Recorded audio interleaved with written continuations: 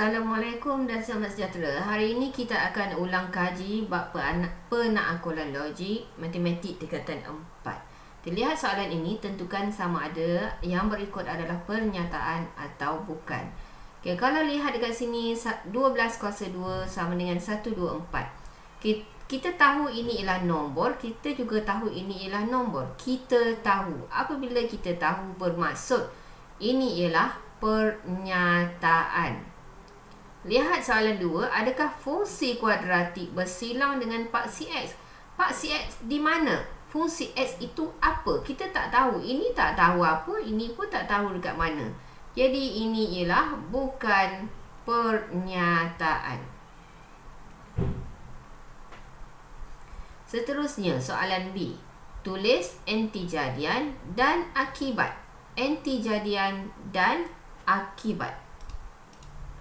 Okey, untuk soalan ini kita lihat saja di sini ialah jika. Okey, belakang jika ini sehingga ke koma ini kita letak satu bracket. Lepas tu dekat sini ada lagi maka.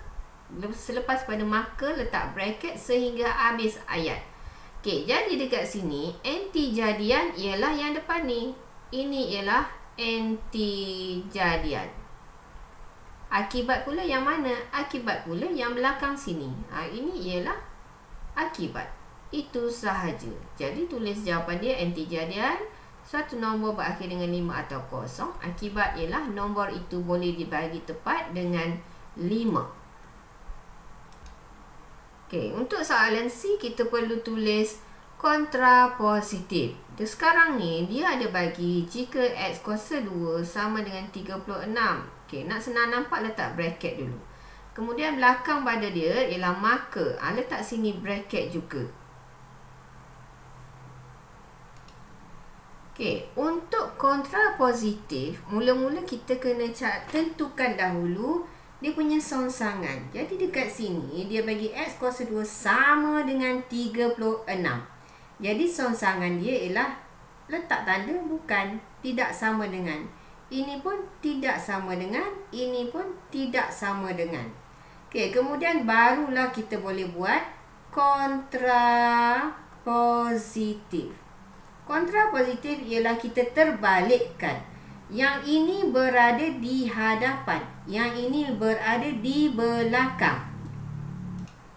Jadi, kita tulis kontrapositifnya ialah jika kita ambil yang belakang ni dahulu. Jika X tidak sama dengan positif 6 atau X tidak sama dengan negatif 6, maka kita tulis pula yang depan ni tadi. X kuasa 2 tidak sama dengan 36. Dah siap.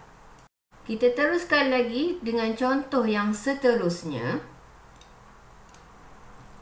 Nyatakan sama ada pernyataan berikut adalah benar atau palsu. Okey, ini ialah pernyataan. 57 ialah nombor perdana, ialah pernyataan. Tapi dia ialah pernyataan benar ataupun palsu. Okey, kita tahu bahawa 57 ni tidak boleh dibahagikan dengan orang lain.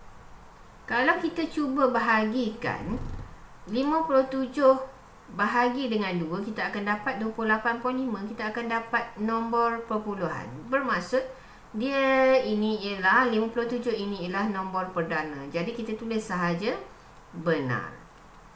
Okey, tulis songsangan. Songsangan ialah kita perlu tuliskan dia, jadi letak simbol tidak sama ataupun bukan.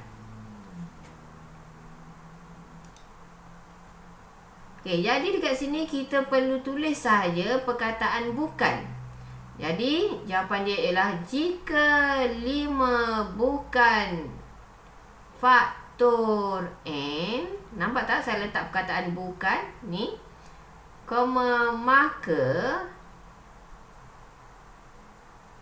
n tidak boleh dibahagi tepat dengan 5.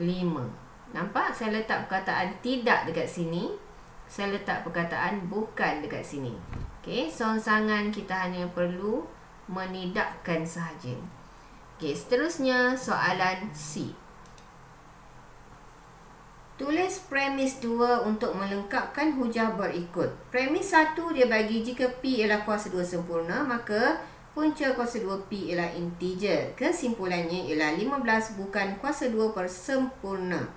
Jadi kita potong sahaja perkataan yang sama. Di sini ada kuasa 2 sempurna. Di sini ada kuasa 2 sempurna. Okey, 15 ni nak letak dekat mana? 15 ini kita ganti pada P. Ganti pada P. Okey, di sini ada perkataan bukan. Atas ni tadi premis dia kata P ialah. Tapi sekarang ni dia dah jadi bukan. Jadi dekat sini kita kena letak perkataan P dekat sini, maka kita letak sini bukan.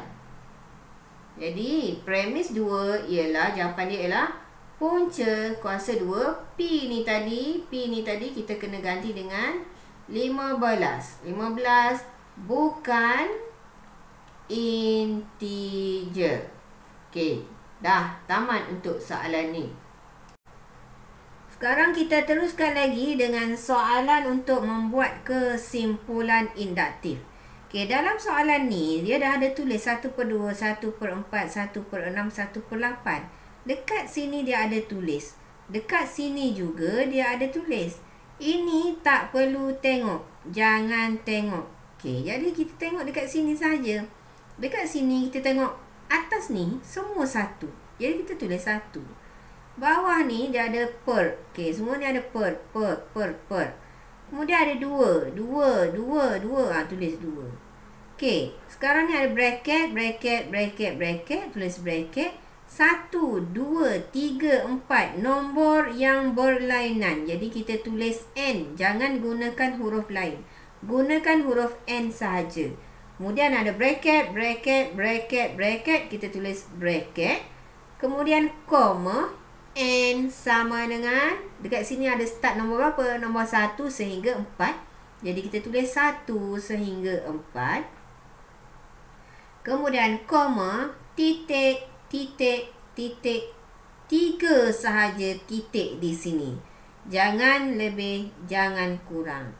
Okey, sekarang kita tengok pula contoh soalan yang lain. Buat satu kesimpulan umum secara induktif. Okey, dekat sini secara induktif. Bagi turutan nombor 5, 12, 21, 32 yang mengikuti pola berikut. Nampak ni? Dalam soalan ada 5, 12, 21, 32. Jangan tengok. Dia dekat sini pun jangan tengok. Tengok dekat sini je. 4. So, kita tulis 4. Bracket. Tulis bracket. 1, 2, 3, 4. Nombor lain-lain. Kita tulis N. Bracket. Tulis bracket. Tambah. 1, 2, 3, 4 tulis N. Kuasa 2. Tulis kuasa 2. Kemudian koma N. Start daripada nombor berapa tadi? 1. Akhir sekali 4. Jadi 1, 2, 3, 4, koma, dot. 3 titik sahaja. Kemudian soalan E. Lengkapkan hujah membentuk satu hujah deduktif yang sah dan munasabah. Dia bagi premis pertama, semua sisi 4 mempunyai 4 sisi. Kesimpulan dia bagi PQRS mempunyai 4 sisi. Perkataan yang sama kita potong, mempunyai 4 sisi. Jadi yang tertinggal ialah semua sisi 4. Okay, PQRS ini kita gantikan dekat semua ni. Jadi jawapan dia ialah PQRS sisi 4. Dah siap. Maka tamatlah beberapa contoh bahagian bab penaklukan logik. Jadi selamat mencuba. Assalamualaikum. Bye.